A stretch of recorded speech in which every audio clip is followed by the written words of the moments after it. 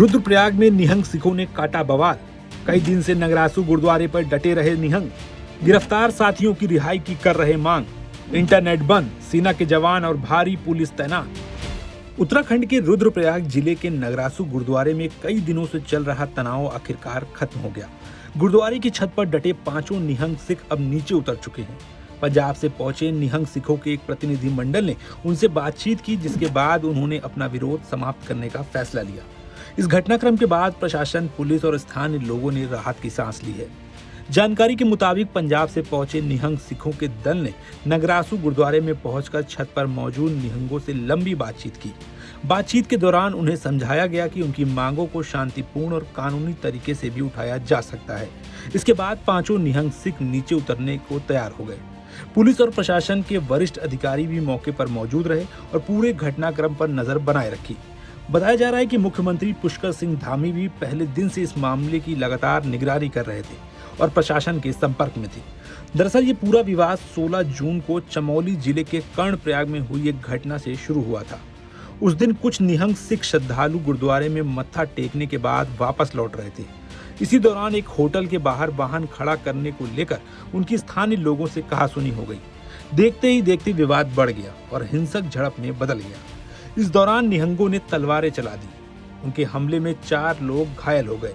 घायलों में एक सिख श्रद्धालु भी शामिल था।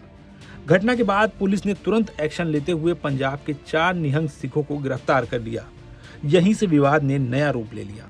निहंग सिखों का आरोप है कि पुलिस ने मामले में एक तरफा कार्रवाई की है और स्थानीय लोगों के खिलाफ कोई सख्त कदम नहीं उठाया गया। उनका कहना था कि उनके साथियों को गलत तरीके से जेल भेजा गया है और पूरे मामले की निष्पक्ष जांच होनी चाहिए। इसी नाराजगी के चलते कुछ निहंग सिख रुद्रप्रयाग जिले के नगरासू स्थित गुरुद्वारे पहुंचे। उन्होंने गिरफ्तार साथियों की रिहाई और उनके खिलाफ दर्ज मुकदमों को वापस लेने की मांग उठाई। साथ ही उन्होंने कर्णप्रयाग की घटना में शामिल स्थानीय लोगों के खिलाफ भी कार्रवाई की मांग की।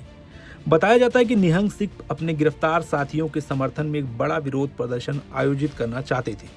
इसके लिए उन्होंने गुरुद्वारा प्रबंधन समिति से ज्यादा कमरों और ठहरने की व्यवस्था करने की मांग की थी, लेकिन गुरुद्वारा प्रबंधन समिति ने संसाधनों की कमी का हवाला देते हुए मना कर दिया। इसके बाद दोनों पक्षों के बीच विवाद और बढ़ गया। 21 जून को स्थिति और गंभीर हो गई। आरोप है कि कुछ निहंग सिखों ने गुरुद्वारे में हंगामा किया और बाद में गुरुद्वारे की छत पर चढ़ गए और इसे अंदर से बंद कर दिया था और नीचे आने से मना कर दिया। गुरुद्वारा प्रबंधन समिति ने आरोप लगाया कि निहंग सिखों ने उनके कुछ सदस्यों को बंधक बना लिया था। हालांकि बाद में 2 लोगों को छोड़ दिया गया। वहीं ये भी आरोप लगा कि गुरुद्वारे का सोलर सिस्टम क्षतिग्रस्त किया गया और पानी की आपूर्ति बाधित कर दी गई। गुरुद्वारे की छत पर डटे निहंग सिख लगातार अपनी मांगों पर अड़े रहे। उनका कहना था कि जब तक गिरफ्तार साथियों को रिहा नहीं किया जाता और उनके खिलाफ दर्ज FIR वापस नहीं ली जाती, तब तक वे अपना विरोध जारी रखेंगे। उन्होंने पुलिस कार्रवाई को पक्षपातपूर्ण बताते हुए न्याय की मांग की। मामले की गंभीरता को देखते हुए प्रशासन ने सुरक्षा व्यवस्था बेहद कड़ी कर दी। नगरासू गुरुद्वारे और आसपास के क्षेत्रों में भारी पुलिस बल तैनात किया गया। ITBP के जवानों को भी मौके पर लगाया गया ताकि किसी भी अप्रिय स्थिति से निपटा जा सके। 4 धाम यात्रा मार्ग के नजदीक होने की वजह से प्रशासन किसी भी तरह का जोखिम नहीं लेना चाहता था। कर्णप्रयाग क्षेत्र में धारा 163 भी लागू कर दी गई और पूरे इलाके में अतिरिक्त सतर्कता बरती गई। जिला अधिकारी विशाल मिश्रा और पुलिस अधीक्षक निहारिका तोमर ने कई बार निहंग सिखों से बातचीत की। गुरुद्वारा प्रबंधन समिति ने भी मध्यस्थता की कोशिश की, लेकिन शुरुआती दौर में कोई समाधान नहीं निकल सका। निहंग सिख अपनी मांगों पर कायम रहे और छत से उतरने को तैयार नहीं हुए। हालांकि आखिरकार पंजाब से आए निहंग प्रतिनिधि मंडल की पहल रंग लाई। लंबी बातचीत और समझाइश के बाद सभी पांचों निहंग सिख शांतिपूर्वक छत से नीचे उतर आए। इसके साथ ही कई दिनों से चला आ रहा ये गतिरोध समाप्त हो गया।